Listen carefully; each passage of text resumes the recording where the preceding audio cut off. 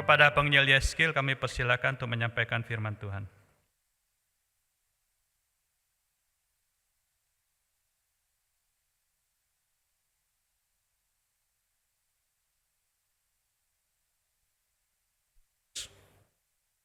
Kita bersyukur atas setiap kesempatan kita dapat mendengarkan kebenaran firman Tuhan.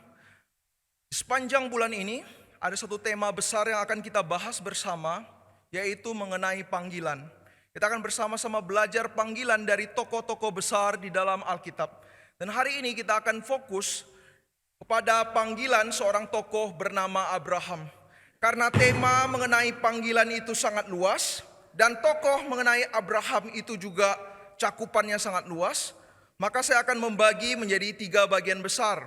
Jadi di sepanjang KU kita akan membahas panggilan Abraham. KU 1 kita akan membahas dari Kejadian pasal 12, di KU kedua kita akan membahas Kejadian pasal 15, dan di KU ketiga kita akan bersama membahas Kejadian pasal 22. Saya mengundang bagi setiap kita yang ingin belajar lebih lagi mengenai Abraham dan panggilan, juga bisa hadir dalam kebaktian KU2, ada juga yang live streaming, dan juga bisa hadir di kebaktian KU3 untuk bersama-sama belajar. Sebelum mendengarkan kebenaran firman Tuhan, mari kita bersama satu di dalam doa. Tuhan, kami membutuhkan-Mu Tuhan. Kiranya Roh-Mu yang suci hadir di dalam setiap pikiran, hati, dan perasaan kami. Berikan kami direksi hidup, agar kami mengerti tujuan hidup kami yang sesungguhnya, agar kami mengerti lebih dalam panggilan Tuhan di dalam kehidupan kami. Dan kiranya hari ini Tuhan, kami mau belajar untuk mendengarkan kebenaran firman Tuhan. Dan kami yakin, satu kalimat, satu perkataan, atau bahkan satu khotbah dapat mengubah hidup kami, karena kami yakin itu berkuasa. Dan kami meminta Tuhan, setiap kami diberikan kerendahan hati untuk mendengar, untuk mengoreksi diri, dan mengambil tindakan. Dan tentu bergantung di dalam anugerah Tuhan. Tuhan, setiap jemaat-Mu kami mau serahkan ke dalam tangan-Mu, dan pakailah hamba-Mu agar menyatakan Injil Tuhan dengan setia. Di dalam nama Tuhan Yesus kami mau berdoa. Amin. Hari ini kita akan membahas dari Kejadian pasal 12. Kita akan bersama-sama membuka Kejadian pasal 12. Kita akan membaca ayatnya yang pertama sampai ke-9. Saya akan membacakannya untuk kita semua. Kejadian pasal 12 ayatnya yang pertama 1 sampai 9. Demikian firman Tuhan. Berfirmanlah Tuhan kepada Abram, pergilah dari negerimu dan dari sanak saudaramu dan dari rumah bapamu ini ke negeri yang akan kutunjukkan kepadamu. Aku akan membuat engkau menjadi bangsa yang besar dan memberkati engkau, serta membuat namamu masyhur, dan engkau akan menjadi berkat. Aku akan memberkati orang-orang yang memberkati engkau, dan mengutuk orang yang mengutuk engkau, dan olehmu semua kaum di muka bumi akan mendapat berkat. Lalu pergilah Abram seperti yang difirmankan Tuhan kepadanya, dan Lot pun ikut bersama-sama dengan dia. Abram berumur 75 tahun ketika ia berangkat dari Haran. Abram membawa Sarai istrinya dan Lot anak-anaknya dan segala harta benda yang didapat mereka dan orang-orang yang diperoleh mereka di Haran. Mereka berangkat ke tanah Kanaan lalu sampai di situ. Abram berjalan melalui negeri itu sampai ke suatu tempat dekat Sikhem, yakni pohon terbantin di Mor. Waktu itu orang Kanaan diam di negeri itu. Ketika itu Tuhan menampakkan diri kepada Abraham dan berfirman, Aku akan memberikan negeri ini kepada keturunanmu. Maka didirikannya di situ mezbah bagi Tuhan yang telah menampakkan diri kepadanya. Kemudian ia pindah dari situ ke pegunungan di sebelah timur Betel. Ia memasang kemahnya dengan Betel di sebelah barat dan Ai di sebelah timur. Lalu ia mendirikan di situ mezbah bagi Tuhan dan memanggil nama Tuhan. Sesudah itu Abram berangkat dan makin jauh ia berjalan ke tanah Negeb. Demikian kebenaran firman Tuhan. Saudara-saudara yang terkasih di dalam Kristus, ada seorang tokoh besar di negara tirai bambu bernama Jack Ma. Di dalam suatu lecture kepada mahasiswa, Dia menuliskan di papan tulis suatu penghitungan yang terbilang mudah. Dia menuliskan seperti ini. Inilah rumus kehidupan. 2 tambah 2 sama dengan 4. 4 ditambah 4 sama dengan 8. 8 ditambah 8 sama dengan 16. Dan kemudian 9 ditambah 9 sama dengan 19. Kemudian bingung semua. Lah, bukannya 9 tambah 9, 18. Salah. Itu bukan 19, salah. Mungkin tadi ada yang melihat penjumlahan ini juga berpikir mungkin saya salah ketik ya. Atau bagaimana gitu ya. Nah setelah semua orang berkata itu salah. Dan juga ada yang mengetahui Jack Ma. Kemudian Jack Ma berkata, inilah rumus kehidupan. Tadi 3 soal saya jawab benar. Tidak ada yang memuji saya. Tidak ada yang bertepuk tangan. Tetapi mengapa saya melakukan satu kesalahan kecil? Semua orang berfokus ke sana. Inilah kehidupan. Saudara, kita perlu mengakui di dalam hidup ini kita sering sekali salah fokus. Kita fokus pada satu kelemahan orang, satu kesalahan orang, dan melupakan 99 kelebihan dan 99 kebaikannya di dalam hidup kita. Kita memikirkan saudara bagaimana mengajak orang lain datang ke gereja, tetapi kita lupa fokus bagaimana memperkenalkan Yesus dan membimbingnya untuk menjadi murid Kristus. Mungkin juga kita fokus kepada 99 domba, tetapi kita mungkin tidak pernah fokus kepada satu domba yang terhilang. Inilah yang terjadi di dalam kehidupan kita, salah fokus. Saudara, demikian saudara-saudara, kita perlu mengakui kita sering salah fokus. Kita fokus pada pribadi yang dipanggil, lupa kepada Allah yang memanggil. Saudara, ini adalah suatu hal yang sangat penting sekali. Saat membahas panggilan, salah fokus itu amat sangat berbahaya. Saat kita berkata panggilan Abraham, fokus kita langsung kepada tokoh Abraham. Apa yang kita dapat belajar daripada Abraham. Tetapi hari ini saya ingin mengajak kita untuk memiliki pengertian yang benar. Pengertian berdasarkan firman Tuhan. Pengertian yang reform, saudara-saudara. Apa itu? Bukan panggilan Abraham, tetapi panggilan Tuhan melalui Abraham. Saudara-saudara, saya tekankan ada satu kata, yaitu melalui. Jangan pernah anggap sepele saudara penggunaan satu kata. Penggunaan kata-kata kita tambah satu kurang satu itu berakibat fatal. Khususnya di dalam hal teologi saudara. Satu kata dapat menyebabkan kita masuk ke dalam satu pengertian yang salah. Nah, gereja barat dan gereja timur di dalam sejarah gereja pernah terpecah. Karena apa? Saat mereka ingin menyebut Maria, ada yang berkata, bagaimana kita menyebut Maria? Oh, Maria itu ibu dari Tuhan. Dan kemudian ada yang menyebut, bukan, dia bukan ibu dari Tuhan, tapi dia ibunya Tuhan. Gara-gara pengucapan ibu dari Tuhan dan ibunya Tuhan, hanya satu kata yang berbeda menyebabkan gereja barat dan gereja timur bertikai dan terjadi perpecahan di dalam sejarah. Dan saat kita berkata, di dalam nama Allah Bapa, Putra, dan Roh Kudus. Dan kita tambahkan di dalam nama Allah Bapa, Allah Anak, Allah Roh Kudus. Saudara, perbedaan ini sepertinya kita merasa tidak ada bedanya. Tetapi dari dua hal yang saya katakan, salah satunya adalah aliran sesat. Saudara, penggunaan kata itu sangat penting di dalam pemahaman kata. Di dalam panggilan, kata itu sangat penting. Bukan panggilanmu, apa panggilanmu? Apa panggilanku? Apa kebutuhanku? Apa kesukaanku? Apa passionku? Saudara, kita harus bertanya kepada Tuhan. Tuhan, apa panggilanmu di dalam hidupku? Dan saat kita melihat Abraham, yang kita lihat bukanlah Abraham, tetapi bagaimana Tuhan hadir di dalam kehidupan Abraham.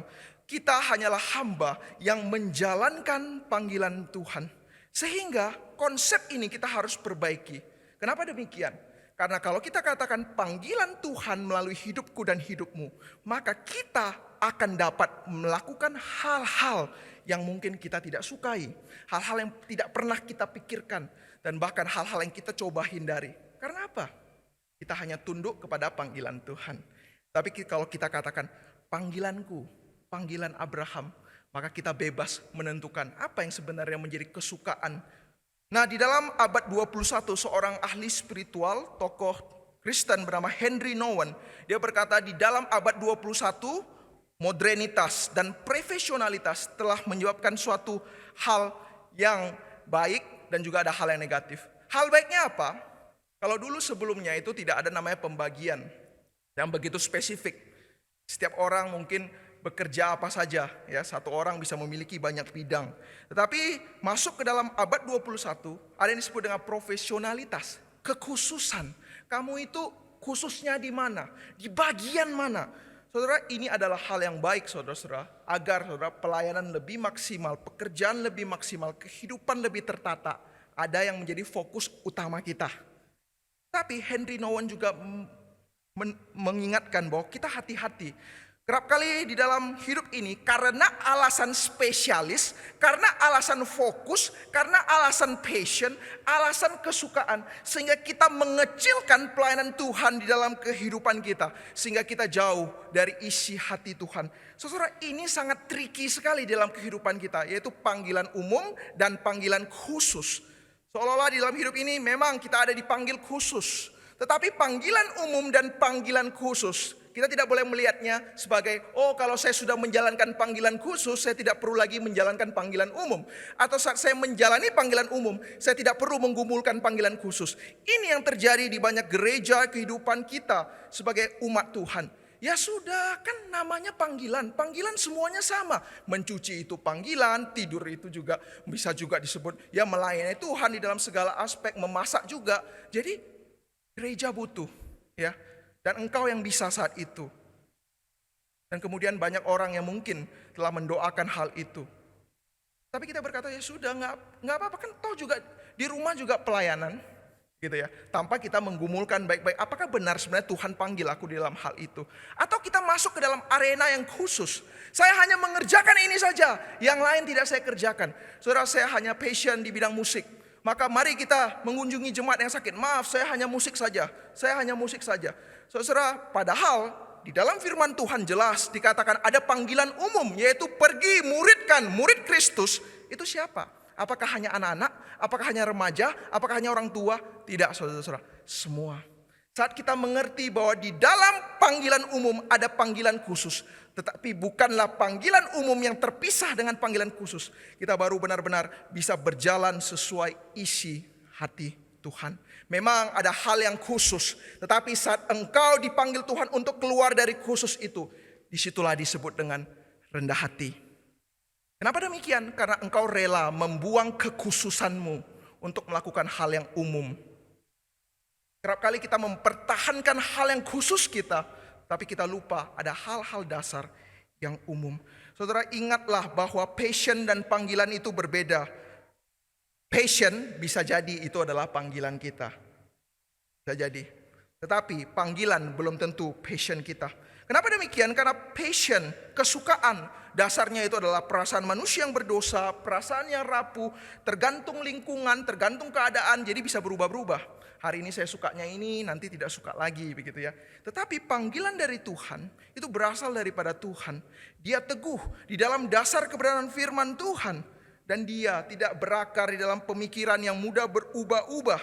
Dan kalau itu panggilan Tuhan, sesulit apapun itu, sesusah apapun itu, suka maupun tidak suka, kita juga akan menjalankannya. Saudara, setiap kita perlu melatih diri di dalam hidup ini untuk bertanya kepada Tuhan. Saya memiliki passion ini, saya memiliki kesukaan ini, saya memiliki kesukaan akan bidang-bidang tertentu. Tapi kita mau tanyakan, Tuhan, apakah ini yang engkau mau? Tuhan, di dalam passion ini apa yang bisa saya kerjakan untukmu? Tuhan, adakah hal lain yang saya lupakan saat saya mengerjakan hal ini? Dan kita mau kembali ke dalam firman Tuhan, sehingga benar-benar panggilan Tuhan yang kita jalankan bukan hanya keinginan diri. Saudara, saat membahas panggilan itu cakupannya sangat luas. Tetapi hari ini saya akan bersama mengajak kita untuk melihat suatu prinsip dasar. Di KU1 kita hanya akan melihat prinsip dasar bagaimana Tuhan memanggil Abraham. Dan melalui prinsip ini kita akan coba terapkan di dalam kehidupan kita sehari-hari.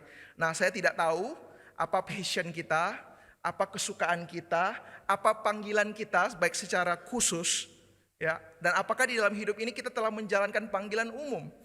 Tetapi yang saya ingin tekankan hari ini dan bagikan, apapun itu panggilan dan passion dan kesukaan kita, mari kita melihat apakah itu sesuai dengan prinsip Tuhan memanggil kita. Nah, kita akan belajar pertama, panggilan Tuhan itu pasti memisahkan. The call of separation. Saudara, ini adalah satu hal yang sangat penting. Saat Tuhan memanggil kita, berarti ada hal yang dipisahkan. Nah, ini disebut dengan theology of separation. Apa yang disebut dengan theology of separation? Setiap kali Allah yang kudus berfirman di dalam firman Tuhan, pasti ada yang dipisahkan. Misalnya kita melihat di dalam Kejadian, pada mulanya semua tidak ada bentuk, semua gelap. Kemudian kehadiran Allah menyatakan jadilah terang. Maka dipisahkannya itu pagi, ya, siang dan malam, ya. Jadi kehadiran Allah menyebabkan suatu disebut dengan pemisahan. Demikian Yesus datang di dalam kehidupan kita. Kitab Injil dengan jelas. Hai, jangan pikir Yesus datang membawa berkat, membawa damai. Tetapi Kristus datang membawa pedang. Kristus membawa pedang? Bukannya Yesus Kristus datang begitu penuh kasih, penuh pengampunan. Kenapa membawa pedang? Saudara, Yesus berkata, ada pemisahan saat engkau menjadi murid Kristus. Saudara, apa yang dipisahkan? Bahwa saat kita mengikut Yesus, ada Allah yang hadir di dalam kehidupan kita. Ada zona nyaman yang ditembus, ada perubahan di dalam hidupmu dari yang dulu menjadi manusia yang baru. Saudara, di dalam bagian ini kita melihat ada satu theology of separation, di mana saat Allah yang kudus berfirman kepada Abraham, dikatakan, pergilah dari negerimu, dari negeri tempat keluargamu, ke tempat yang kutunjukkan kepadamu.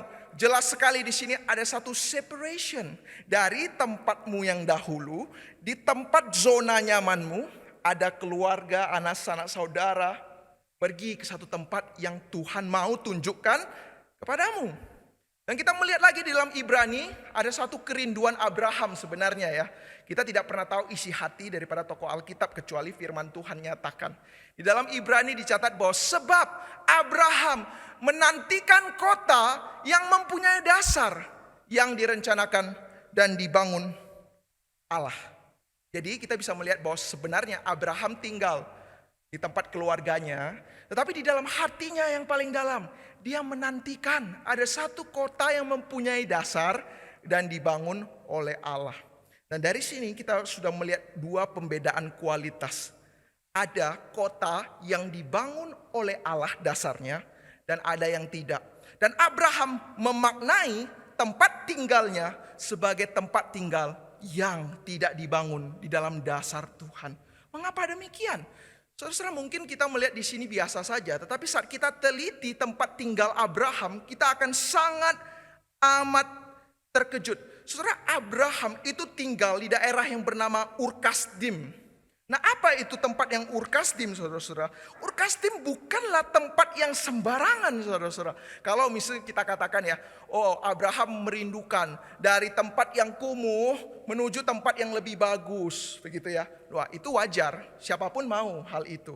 Tetapi di dalam konteks Abraham saat itu, Ur-Kasdim merupakan satu kota yang sangat luar biasa. Nah, seorang dokter bernama W.A. Criswell melakukan penelitian budaya kuno. Dia meneliti peradaban melalui style bangunan. Dia menemukan rancangan arsitektur bangsa-bangsa. Misalnya Yunani. Bangsa Yunani di dalam membangun bangunan itu biasa lurus. Ya, bangunannya lurus begitu ya. Nah, tetapi bangsa Romawi, ya, salah satu bangsa yang sangat suka dengan style miring. Ya, banyak lekukannya. Mengapa tidak heran bangsa Romawi memiliki busur-busur yang bagus? Ya, kenapa? Karena dia melengkung. Ya, karena memiliki style, yaitu kebiasaan lebih suka hal-hal yang miring-miring, begitu ya. Tetapi jauh sebelum bangsa Romawi, ya, membangun bangunan yang miring-miring, kemudian menciptakan busur-busur yang bagus, jauh dari ribuan tahun sebelum Roma menggunakan busur, bangsa Ur-Kasdim telah menggunakan lengkungan-lengkungan di dalam bangunan-bangunan mereka. Bahkan busur-busur yang bagus, yang lengkungannya sangat lengkung itu banyak ditemukan di Ur Kasdim. Tidak hanya itu, ditemukan roda-roda 4 yang begitu indah yang diciptakan di sana. Dan juga bangsa Ur Kasdim memiliki sistem rumus matematika yang sangat rumit. Dan arkeologi juga menemukan banyak sekali tulisan-tulisan yang disebut dengan cuneiform, yaitu menjadi dasar dari bahasa-bahasa Sumeria saat itu. Dan bahkan di sana sudah ada jauh sebelum Mesir, jauh sebelum Alexandria, jauh sebelum Edesa. Mesir kalah di dalam hal perpustakaan. Itu sudah ada 1750 tahun sebelum Abraham. Bayangkan 1750 tahun sebelum Abraham, Ur Kasdim sudah maju. Nah, sampai Abraham kira-kira semaju apa? Nah, kita bisa bayangkan ya. Dari segi struktur bangunan, dari segi bahasa, dari segi alat-alat perang, ya, itu sudah sangat maju sekali. Dan bahkan perpustakaan, saudara.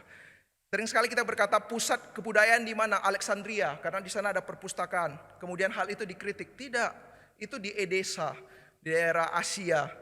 Sudah ada perpustakaan, bahkan sekolah teologi pertama itu di Edesa, bukanlah di negara-negara barat. Justru Asia adalah pertama kali memiliki sekolah teologi. Nah, kita melihat jauh sebelum itu, kita melihat Ur Kasdim sudah memiliki perpustakaan akademik yang baik.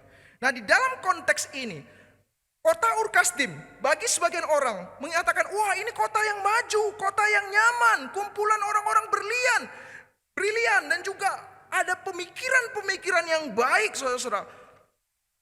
Pertanyaannya, maukah kita tinggalkan kota yang begitu nyaman, begitu maju, begitu baik, yang juga kalau kita katakan zaman sekarang, memiliki potensi yang baik ya untuk masa depan.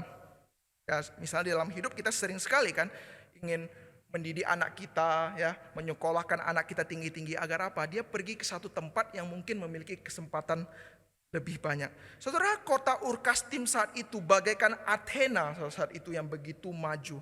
Tetapi saudara-saudara, ada satu perbedaan dasar, yaitu kemajuan ternyata tidak diikuti oleh kedewasaan rohani. Kemajuan suatu kota, suatu perkembangan itu tidak semerta-merta spiritualnya itu baik. Karena jelas di dalam firman Tuhan yang kita baca, Abraham merasakan dalam kota ini tidak memiliki dasar yang dibangun oleh Tuhan. Dan dalam kitab Yosua pasal 24 ayat 2 kita melihat bahwa dalam satu lingkungan yang penuh dengan penyembahan berhala dan Allah Abraham atau Terah dinyatakan sebagai penyembah-penyembah berhala. Ya. Dalam konteks saat itu orang Ur Kasdim juga menyembah Dewi Bulan, ya, dewa-dewa kesuburan.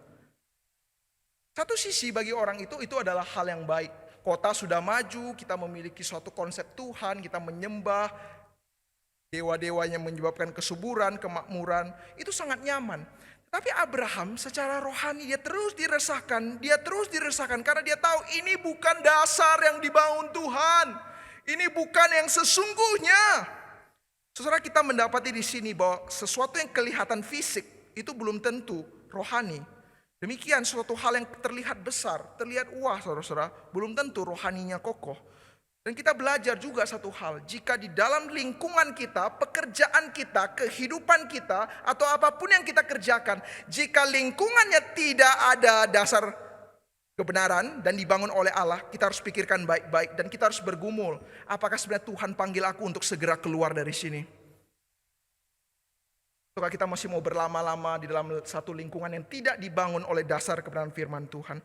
Saudara, Abraham menantikan kota yang dibangun Allah. Ada satu kerinduan untuk separate dari tempat ini.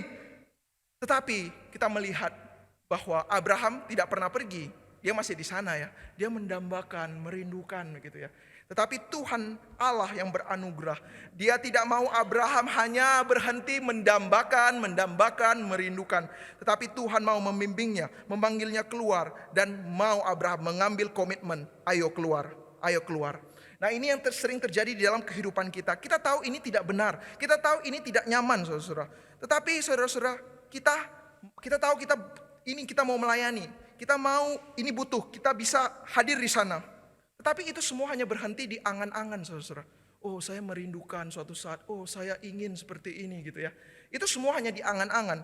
Tetapi bersyukur saudara-saudara, Tuhan yang memanggil kita. Sehingga segala hal itu tidak menjadi angan-angan saja, tetapi ada bukti nyata.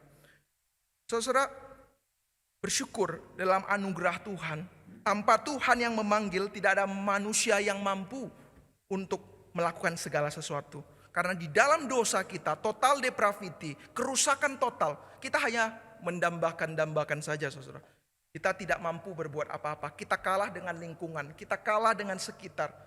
Kita hanya merindukan saja, merindukan. Mungkin sense kita, hati nurani kita tidak sepenuhnya ya hilang begitu saja. Kita melakukan suatu kejahatan yang sangat brutal, tidak ya. Tetap ada, saudara, sense ya untuk melihat, oh ini baik, ini benar gitu. Tapi tidak mampu kita lakukan apa-apa tanpa anugerah Tuhan. Saudara, saya tidak tahu bagaimana kehidupan kita saat ini, tetapi sebagai murid Kristus, mari kita tidak mau serupa dengan dunia. Kita mau separate, keluar, khususnya di dalam hal kekudusan. Apa dimaksud kekudusan? Dipisahkan. Ini dunia yang tidak ada dasar Tuhan, kita dipisahkan. Itulah kekudusan. Dan separation juga tidak berbicara dipisahkan jauh-jauh dari hal rohani saja atau menjadi kudus, saudara-saudara. Tetapi bagaimana hidup kita lebih dari standar etika, moral, dan etos dunia. Saudara, apapun panggilan kita, baik umum atau khusus, saat Tuhan memanggil ada separate. Yaitu engkau harus berbeda dengan standar etika, moral di dalam dunia. Saudara-saudara, Tuhan panggil seseorang dari satu tempat ke tempat lain, bukan berarti dia bebas. Wah, saya bebas dari kehidupan lama, saya bebas menentukan hidupku. Tidak, saudara-saudara. Tetapi saat itu kita dipanggil untuk mengikuti standar Allah. Karena ada konsep ibadah, konsep mempersembahkan hidup ini sepenuhnya bagi Tuhan. Baik etika kita, baik moral kita, kalau etos kita juga tidak berbeda, bahkan melebihi orang dunia, saudara-saudara. Ada satu tanda tanya besar. Nah, saya pernah men-sharing ya, baru-baru ini men-sharingkan dengan salah satu orang di bagian keuangan kantor pajak ya. Kita tahu di kantor pajak itu banyak sekali pergumulan-pergumulan di dalam pekerjaan, bagaimana tetap menjadi orang Kristen yang benar di tengah-tengah panggilan itu. Ya, dia menceritakan satu hal. Ya, dia setia setelah bekerja di sana sampai 20-an tahun, gitu ya. Dan dia siap, saudara-saudara. Kalau di kantor pajak itu mereka siap untuk dipindah dan dirotasi dimanapun. Misalnya hari ini kamu pergi ke kota kecil, langsung pergi gitu ya. Kamu kembali lagi ke kota besar, langsung harus berangkat gitu ya. Wah, kadang saya salut juga dengan mereka ya. Mereka begitu taat gitu ya. Kalau tidak mau ya keluar. Mereka terus berpindah, taat pimpinan Tuhan. Dan kemudian dia berkata kepada saya seperti ini. Pernah ada atasan berkata kepada saya satu hal seperti ini. Kalian orang Kristen, karena kita tahu Kristen itu minoritas. Kamu belum masuk ke sini, kesalahan kamu cuma satu. Apa? Salib. Jadi, pada bagian-bagian tertentu, titik-titik tertentu, salib itu menghalangi kamu untuk mungkin kesempatan yang lebih luas, jabatan yang lebih tinggi. Jadi, bahkan sebelum kamu belum masuk ke sini pun, kendalamu satu, ada salib, gitu ya. Nah, mungkin bagi orang dunia, oh salib itu kerugian. Kamu rugi, karena kamu orang Kristen. Kamu rugi, kamu punya salib. Maka ya pekerjaanmu ya begitu-begitu saja. Kamu tidak bisa berkembang, kamu tidak bisa naik lebih tinggi lagi, gitu ya. Maka banyak sekali kita mungkin juga pernah mendengar orang yang rela ya untuk jabatan, ya untuk hartanya lebih banyak, posisi, dia tinggalkan imannya, ya. Sehingga mereka mendapati harta-harta dunia, jabatan, nama, dan kuasa. Tetapi apakah salib itu adalah suatu hal yang kita katakan merugikan kita? Sebagai orang Kristen kita tahu justru salib itu adalah kebanggaan. Dimanapun kita berada saat ini, kehidupan kita, pekerjaan kita, pelayanan, justru salib yang kita tinggikan. Kita akan nyatakan kepada mereka bahwa salib Kristus itu berbeda. Karena saat memang kita memikul salib, Tapi yang kita nyatakan bukanlah penderitaan, bukanlah kehidupan yang tidak ada harapan. Tetapi justru paradoksnya di dalam salib, ya ada kuasa, ada pengharapan, ya ada suatu dorongan yang kuat untuk melakukan apapun. Karena kita tahu kita melakukannya bukan untuk mengejar hal-hal nama, kuasa. Hal-hal itu kita sudah lama tinggalkan. Tetapi untuk mengangkat salib Kristus. Sehingga setiap orang melihat orang Kristen berbeda. Maka penting sekali perhatikan. Kita dipanggil separate dari dunia, saudara. Hati-hati. Jangan di dalam kehidupan panggilanmu, kehidupanmu, justru kamu yang membuat orang separate. Sehingga mereka tidak melihat salib Kristus.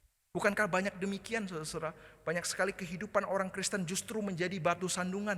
Katanya orang Kristen, katanya percaya salib. Tetapi hidupnya tidak ada bedanya dari dunia. Tidak ada bedanya. Justru kamu harus berbeda. Separate. Jika engkau tidak bisa lebih baik, lebih tulus, lebih murni, lebih ramah, lebih penuh-penuh dengan kasih terhadap sesamamu, saudara-saudara. Apakah itu masih bisa disebut dengan seorang murid Kristen atau murid Kristus yang sejati?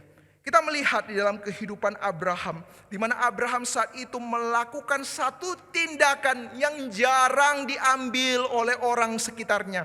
Di dalam konteks zaman itu, kota dianggap sebagai suatu dasar. Saat engkau di dalam satu kota, berarti engkau di dalam lindungan kota tersebut. Dan jarang ada orang yang melepaskan ya kota tersebut. Karena itu ada hartanya, ada kenyamanannya, ada keluarganya, semua di sana. Tapi Abraham saat itu melakukan satu tindakan yang berbeda dengan orang sekitarnya. Dia katakan, untuk Tuhan, saya lakukan yang terbaik. Kau memanggil saya untuk terpisah dari dunia ini. Baik Tuhan, saya mau taat. Kemana Abraham mau pergi? Tidak tahu. Ibrani mencatat, bahkan Abraham tidak tahu. Tetapi Abraham mau mempersembahkan hidupnya. Tuhan, ini yang terbaik yang bisa saya persembahkan, yaitu seluruh hidup saya. Engkau bimbing saya keluar dari sini. Saudara-saudara, di dalam kehidupan ini, apakah kita mau mengerahkan segalanya secara totalitas, mengerjakannya untuk Tuhan? Mungkin kita berpikir bahwa, aduh panggilan Tuhan sulit sekali, susah sekali. Kok sepertinya tidak sesuai dengan kesukaan saya. Sayanya maunya begini, kok Tuhan panggilnya begitu. Saudara, jangan selalu berpikir yang sulit-sulit itu selalu merugikan. Jangan berpikir seperti itu. Nah, John B. Coltons pernah melakukan satu penelitian di tahun 1962 yang disebut dengan Mouse Utopia Experiment. Apa yang disebut dengan Mouse Utopia Experiment? Dia mengetes, menghimpun tikus-tikus ya di dalam satu tempat. Utopia itu adalah satu tempat yang ideal. Ya, jadi tikus-tikus dimasukkan dalam satu tempat yang ideal, dia membersihkan secara rutin tempat itu, memberikan kebutuhan. Tikus-tikus itu yang berlimpah, makanan yang berlimpah, minuman yang paling baik, udara yang bersih, semua dikasih. Dan tikus-tikus itu aman dari predator. Ya. Kemudian dibiarkan begitu saja tikus itu di dalam lingkungan yang begitu baik, begitu indah, begitu nyaman. Logikanya seharusnya makan sudah terjaga, ya, udara sudah baik, minum juga sudah yang paling terbaik, ya, tidak ada bahaya gitu ya. Tapi menariknya saudara, di hari ke-560 justru tikus-tikus ini mulai aneh, menunjukkan perilaku sosial yang saling menyakiti satu sama lain. Kemudian berebutan makanan, padahal makanannya itu begitu berlimpah. Kenapa? Di tempat yang nyaman justru muncul pertikaian-pertikaian dan muncul hal-hal seperti demikian. Dan kemudian di hari ke-1500 mulai tikus-tikus mati, tikus-tikus mati, tikus-tikus mati. Kenapa demikian? Dia memberikan satu kesimpulan. Tikus terlalu nyaman, makanya mati. Saudara, kita melihat saudara-saudara di dalam hidup ini, terkadang hidup kita tuh berpikir jangan nyaman, makmur. Ya, semua maju itu adalah pasti yang terbaik. Belum tentu. Karena mungkin itu melemahkan kita, menjauhkan kita dari Tuhan, dan membuat mental kita untuk berjuang itu menjadi melemah. Maka kita bisa melihat satu sisi yang lain. Saat Tuhan memanggil kita ke zona-zona sulit, mungkinkah itu merupakan pembentukan Tuhan di dalam kehidupan kita? Dan justru saat kita merasa, aduh sulit, aduh berat. Bukankah itu juga menyatakan bahwa kita masih ada daerah yang perlu diterpa Tuhan dan dimurnikan Tuhan. Masih ada kekerasan hati. Ya, Tuhan akan terus membentuk kita. Sampai suatu saat kita berkata kepada Tuhan, ya Tuhan saya siap. Kau mau saya melakukan apa, saya siap laksanakan. Sebagaimana Abraham saat dipanggil, bahkan dia belum tahu kemana, dia pergi. Alkitab mencatat, dia pergi. Mari di dalam hidup ini kita serahkan dengan sungguh-sungguh kehidupan kita pada Tuhan. Kita separate daripada standar-standar dunia. Dan kita mau di dalam kehidupan ini hidup kudus dalam Tuhan. Saudara, saat saya berkata bahwa wah kita harus memberikan yang terbaik bagi Tuhan, kita harus berani menyerahkan segalanya, seolah-olah masih kita ya yang mengorbankan gitu ya. Seolah-olah kita mengorbankan sesuatu untuk Tuhan, tetapi tidak juga. Tugas kita sebenarnya hanya taat. Karena apa? Kalau kita melihat di dalam bagian ini, saat Tuhan memanggil Abraham, di dalam ayat yang kedua, di dalam ayat yang ketiga, di dalamnya ayat yang ketujuh, sebenarnya panggilan Abraham disertai dengan janji penyertaan Tuhan. Aku yang akan membuat, aku akan memberkati, aku akan memberikan. Saudara, jangan pernah berpikir seolah saat kita merespon panggilan Tuhan, seolah kita yang berkorban. Kita yang menyerahkan kepada Tuhan, kita tokoh utamanya. Bukan saudara-saudara. Di dalam bagian ini jelas, Abraham, aku akan membuat kamu menjadi bangsa yang besar, maka kamu pergi. Kita hanya taat panggilan. Itulah saudara-saudara kita sebagai murid, hanya taat saudara-saudara. Yang lainnya Tuhan yang akan siapkan, Tuhan yang akan membuat, Tuhan yang memberkati, Tuhan yang akan memberikan. Kenapa? Karena Tuhan yang panggil, Tuhan juga yang pasti akan memperlengkapi. Tidak mungkin Tuhan memanggil satu orang, panggil ke sana dan gagal. Berarti rencana Tuhan gagal. Tidak, panggilan Tuhan tidak pernah gagal. Kitalah manusia yang gagal, tetapi mau dipakai Tuhan.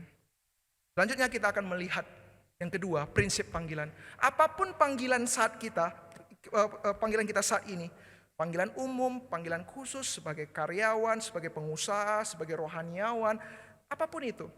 Yakinlah bagi panggilan Tuhan itu mendatangkan berkat dan keselamatan dalam kehidupan kita. Saudara, di dalam satu penelitian, masalah terbesar Kristen saat ini adalah menoleransi iman Kristen dengan suatu pandangan teologi kemakmuran. Yaitu bahwa saat Tuhan panggil kita, artinya apa? Tuhan panggil kita agar kita semakin kaya, semakin diberkati, jauh dari penyakit, itu ya. Kita diajarkan konsep-konsep seperti itu.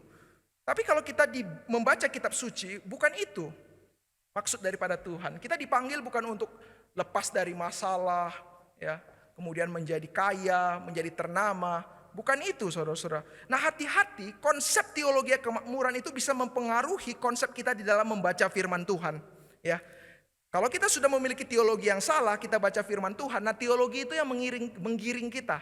Misalnya kita baca di dalam firman Tuhan ini, Abraham, engkau pergi dan engkau akan menjadi berkat. Wah, pas, ya.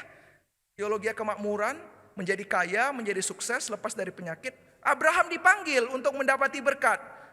Berarti setiap orang Kristen dipanggil untuk menjadi kaya, ya, mendapati berkat. Nah, harus hati-hati sekali ya. Teologi kita bisa menggiring kita. Nah, kita harus melihat bagian firman Tuhan secara keseluruhan. Memang ada bagian-bagian firman Tuhan dikatakan bahwa Tuhan yang akan menyediakan baik kebutuhan jasmani kita, kesehatan kita, ya, karena Allah kita adalah Allah pemilik segala sesuatu dan Allah yang berdaulat. Tapi kita harus melihat ada satu konteks, rencana Allah yang lebih besar, yaitu apa? Rencana keselamatan dan rencana membawa berkat. Saudara, Ur Kasdim saat itu memiliki satu tempat yang sangat mewah disebut dengan Zigurat Ur, yaitu gerbang surga. Jadi di sana itu ada satu bangunan yang besar sekali, 200 kaki, ya, kali 70 kaki, dan kemudian dibangun 2300 tahun sebelum Masehi. Nah, tempat ini dianggap sebagai gerbang surga. Satu sisi lambang menunjukkan, wah, peradaban kami maju, dan ini adalah gerbang menuju surga. Jadi ada satu konsep bagi orang saat itu di Ur Kasdim. Saat engkau tinggal di Ur Kasdim, berarti engkau tinggal di Firdaus dunia. karena engkau dekat dengan gerbang surga. Jadi pemanggilan Tuhan dari Abraham keluar daripada Ur Kasdim menyatakan satu. Keluar daripada firdaus dunia, pergi ke tempat Tuhan, firdaus Tuhan. Ya, jadi ada satu tema keselamatan di sana. Saudara, dari kota gerbang dunia, gerbang surga dunia menuju ke Taman Eden Tuhan, ya, tempat yang Tuhan nyatakan di dalam kehidupan kita. Dan kemudian kita melihat Tuhan tidak mau Abraham hanya tinggal di sana, kemudian mengikuti dunia, kemudian dia terhilang di sana. Tetapi Tuhan mau membimbingnya menuju keselamatan. Nah, di sini ada dari ayat 2 dan ketiga ada janji Tuhan, panggilan Tuhan kepada Abraham agar dia menjadi bangsa yang besar, kemudian namanya akan menjadi masyhur dan menjadi berkat bagi bangsa-bangsa. Satu sisi kita harus mengakui benar, inilah yang Tuhan berikan. Ya, saat engkau mengikut Tuhan dengan sungguh-sungguh, ada kemungkinan bahwa usahamu menjadi semakin besar, ya. Engkau akan dipimpin, pengenalanmu akan Tuhan semakin besar. Namamu akan menjadi masyhur, engkau akan terkenal dan kamu menjadi berkat bagi bangsa-bangsa, gitu ya. Ada kemungkinan akan hal itu karena Abraham diberikan hal itu. Tetapi jangan berhenti di situ. Karena tujuannya bukan agar Abraham itu menjadi bangsa yang besar, nama yang masyhur dan dia menikmatinya sendiri. Tetapi pada akhirnya dia harus menjadi berkat bagi bangsa-bangsa. Maka saat engkau dipanggil Tuhan, mungkin Tuhan akan memberkatimu dengan luar biasa. Tetapi jangan pakai itu untuk sendiri. Tetapi menjadi berkat bagi orang lain. Karena panggilan Tuhan itu bukan untuk engkau menyimpan berkat-berkat materi atau menyimpan berkat-berkat itu sendiri. Tujuannya itu menjadi berkat bagi banyak orang dan membawa keselamatan. Nah, ini adalah sebenarnya 3 berkat yang Tuhan mau nyatakan kepada Abraham saat itu. Yang pertama, menjadi bangsa besar. Saudara, menjadi bangsa besar ini adalah memiliki suatu pengertian teologis yang dalam sekali. Kalau kita melihat ada satu perbedaan antara pekerjaan Tuhan dan manusia di dalam hidup ini. Nah, kalau pekerjaan Tuhan, dia itu selalu meluas dan mendalam. Tetapi pekerjaan manusia itu selalu menjauh dan sempit. Nah, ini perbedaannya kalau Allah bekerja dengan manusia bekerja. Nah, kita bisa melihat dari kitab Kejadian. Perhatikan tempat dari Taman Eden, kemudian ada keluarga. Kemudian Abraham keluarga. Engkau akan kupanggil menjadi bangsa yang besar. Bangsa, ya. Dari keluarga, kota, kemudian bangsa, kemudian masuk ke dalam kerajaan. Nah, kalau kita lihat di dalam perjanjian baru, itu ada konteks kerajaan Allah. Jadi kita melihat pekerjaan Allah itu semakin luas. Dari taman, masuk ke dalam keluarga, keluarga kota, bangsa kerajaan. Tetapi bagaimana pekerjaan manusia? Dari Taman Eden, keluar dia dari Taman Eden, menjauh ya dari maksud Tuhan. Kemudian ada keluarga yang pecah, keluarga yang bertikai, keluarga yang saling membunuh. Dan kemudian saat Kain membunuh Habel, dikatakan Kain dengan berlumuran darah. Kemudian ada muncul narasi kota-kota. Ya, jadi kota-kota darah begitu ya. Dan kemudian kita melihat kota-kota saling bertikai, saling berperang. Dan kemudian di dalam Kejadian pasal 11, semakin menjauh lagi. Membangun menara Babel. Mau jadi Tuhan. Manusia bukan hanya menjauh dari Tuhan, dia mau jadi Tuhan.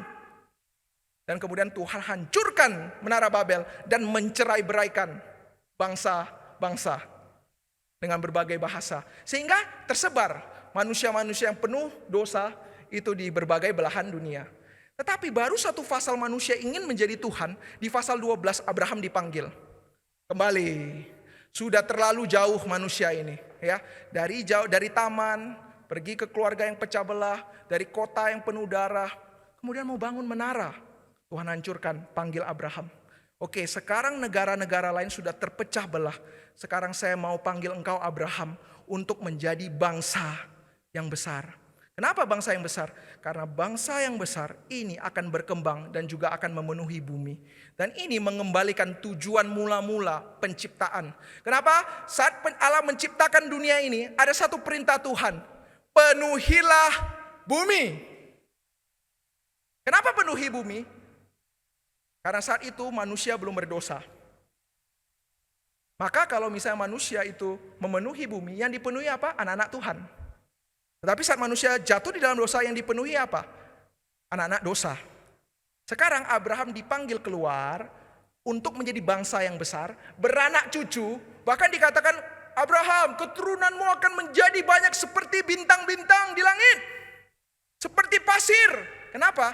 Agar Abraham kembali ke dalam tujuan mula-mula penciptaan, kehendak Allah yang mulia, yaitu apa? Agar bumi ini dipenuhi anak-anak Tuhan, dipenuhi oleh kehendak Tuhan. Dan Abraham dipanggil untuk hal itu. Dan kemudian nama menjadi masyhur. Kita melihat nama menjadi masyhur. Abraham diingat orang, bukan sebagai Abraham yang hebat. Kalau kita di dalam Alkitab selalu dicatat, engkau adalah Abraham, Ishak, Yakub gitu ya. Ada 3 ya nama yang diulang. Tetapi tidak hanya nama ini yang diucapkan. Sebelumnya ada narasi Tuhan Abraham, Ishak, Yakub. Tuhan Abraham, Ishak, Yakub. Jadi kalau orang berkata Abraham, Ishak, Yakub, ingatnya siapa? Ingatnya Tuhan. Dan nama Abraham menjadi masyhur, bukan namanya semakin terkenal orang selalu ingat dia, tetapi namanya semakin masyhur agar setiap orang mengingat Abraham itu mengingat Tuhan. Nah, ada pergantian nama setelah Abraham keluar daripada Ur Kasdim, dan di pasal selanjutnya Tuhan memberikan nama baru. Saat ini engkau bukan lagi Abram, tetapi Abraham. Istrinya juga, saat ini engkau bukan lagi namanya Sarai, tetapi engkau Sarah. Gitu ya. Nah, di dalam bahasa Ibrani ada 2 penambahan, yaitu penambahan kata ha. Dan 2 kata ini berasal daripada YHWH, yaitu Yahweh. Ya, diselipkan. Nah, Abram artinya menyeberang. Ya. Dan kemudian Abram memiliki arti bapa yang mulia. Dan kemudian Sarai memiliki arti apa? Tuan putri, princess. Gitu ya. Jadi dulu sebelum dipanggil Tuhan, Abraham itu siapa? Bapa yang mulia. Oke, bapa yang mulia. Istrinya siapa? Tuan putri. Tapi saat Tuhan panggil Abram, engkau menjadi Abraham, ditambahkan H, ada Tuhan di sana ya. Ada huruf H dari Yahweh, Tuhan di sana. Sehingga Abraham dikenal sebagai bapa banyak bangsa. Kenapa bapa banyak bangsa? Apakah yang teringat, Abraham ya, kuat sekali ya, melahirkan begitu ya. Bukan itu yang diingat, tetapi janji Tuhan kepada Abraham. Karena Tuhan yang memberikan keturunan bagi Abraham. Dan kalau kita baca lagi, kita akan semakin sadar bahwa sebenarnya Abraham itu dengan Sarah itu tidak bisa memiliki anak. Tapi Tuhan yang berikan. Sehingga cerita ini akan terus diingat sampai saat ini. Setiap kita mengingat Abraham, bapa segala bangsa, kita ingat Tuhan. Dan Sarai, ya, perempuan yang mulia menjadi perempuan yang dihormati. Berbeda. Kenapa demikian dihormati? Karena saat itu tidak bisa melahirkan, itu adalah suatu hal yang malu. Tapi Tuhan naikkan derajatnya. Orang berkata, engkau rendah, engkau tidak ada harapan, engkau tidak mungkin melahirkan. Saat ini, aku mau buat engkau dihormati. Saya berikan keturunan. Sehingga setiap orang mengingat Abraham dan mengingat Sarah, mereka mengingat Tuhan. Saudara, God always trying to give good things to you, but our hands are too full to receive them. Ini adalah satu perkataan Agustinus di dalam satu bukunya, yaitu Kota Allah dan Kota Manusia. Dia berkata seperti ini. Terkadang Tuhan telah memberikan banyak sekali berkat-berkat padamu, tapi terkadang tangan kita yang terlalu penuh untuk menerimanya. Maksudnya apa? Tangan kita terlalu penuh karena kita menggenggamnya, saudara-saudara. Sehingga saat berkat Tuhan turun, kita sudah genggam, kita tidak mau berkat itu, kita mau simpan yang kita punya. Tetapi saat kita membuka tangan kita, menerima berkat Tuhan yang banyak itu, berkat itu akan tersalurkan melalui kehidupan kita. Saudara, menjadi bangsa yang besar itu untuk membawa kehadiran Tuhan. Ya, dan kemudian menjadi namanya masyhur agar orang melihat dari hidupmu, melihat Tuhan. Dan kemudian ada berkat terakhir yang ketiga, perhatikan, yaitu berkat kutuk menjadi berkat. Ya, siapa yang mengutiki engkau akan dikutuk, siapa yang memberkati engkau mendapati berkat, dan melaluimu bangsa-bangsa menjadi berkat. Saudara, ini konsep dasar keselamatan. Karena di dalam keturunan Abraham muncullah Yesus Kristus. Sehingga di dalam Yesus Kristus kita tidak mendapati kutuk. Justru kutuk itu menjadi berkat. maka sebenarnya kita jangan hanya berhenti kepada kisah Abraham yang mendapati nama yang besar, berkat materi yang berlimpah, dan juga perlindungan dari Tuhan. Tapi justru semua tema ini sebenarnya mau mengarahkan kita justru kepada Injil, kepada Kristus, kepada keselamatan. Maka saya dengan rendah hati mengajak kita semua, di dalam pelayanan kita, di dalam panggilan umum atau khusus kita harus tanyakan, apakah kehadiran kita itu menghadirkan Tuhan? Kedua, apakah kehadiran kita orang bisa melihat Kristus yang besar dalam kehidupan kita?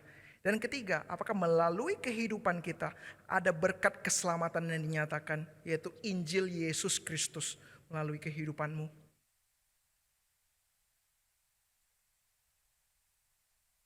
Saudara, saya akan memberikan kesimpulan khotbah pada hari ini, saudara. Panggilan Tuhan itu memisahkan dan terkadang mengajak kita untuk keluar dari zona nyaman. Tapi percayalah, saat kita taat pada panggilan itu, kita akan dimampukan untuk mendatangkan berkat dan membawa keselamatan. Aplikasinya, maukah di dalam pelayanan, passion kita dan segala bidang hidup, kita mau hidup kudus, kemudian kita berani bayar harga, kemudian kita mau menyatakan Injil, menyatakan kehadiran Allah, dan mempersembahkan diri untuk menjadi berkat selagi ada kesempatan. Dan bagi setiap kita yang bergumul, apakah ini benar-benar sungguh-sungguh panggilan Tuhan di dalam hidupku? Atau saat ini kita sekarang sedang menjalankan panggilan kita dalam bidang-bidang kita masing-masing? Tanyakan kepada Tuhan, apakah saya melakukan ini membuat saya menjadi kudus? Apakah saya melakukan ini dengan sepenuh hati? Dan apakah tujuan akhirnya untuk menjadi berkat dan menyatakan Injil keselamatan bagi setiap orang di sekitar kita? Mari kita satu di dalam doa. Bapa kami yang bertata dalam kerajaan sorga, pada hari ini kami telah belajar panggilan Tuhan melalui Abraham. Kami melihat pekerjaan-Mu begitu luar biasa Tuhan, tapi kami sebagai manusia kerap kali Tuhan, kami yang menutup-nutupi, kami yang menjauh daripada panggilan-Mu Tuhan. Tapi pada hari ini kami mau belajar dengan rendah hati, keluar daripada zona nyaman kami. Kami mau dengan rendah hati bertanya, berkonsultasi dengan Tuhan, apakah sebenarnya yang selama ini kami lakukan telah sesuai dengan isi hati Tuhan. Dan Tuhan, apapun yang kami kerjakan, kiranya kami telah menjadi berkat. Dan satu-satunya yang terpenting, ada Injil keselamatan Yesus Kristus dinyatakan. Janganlah jadikan kami hanya menjadi penikmat berkat, tapi kami juga mau jadi penyalur berkat. Karena itulah tujuan kami dipanggil sebagai murid Kristus. Kami berdoa hanya di dalam nama Tuhan Yesus yang berkuasa. Amin.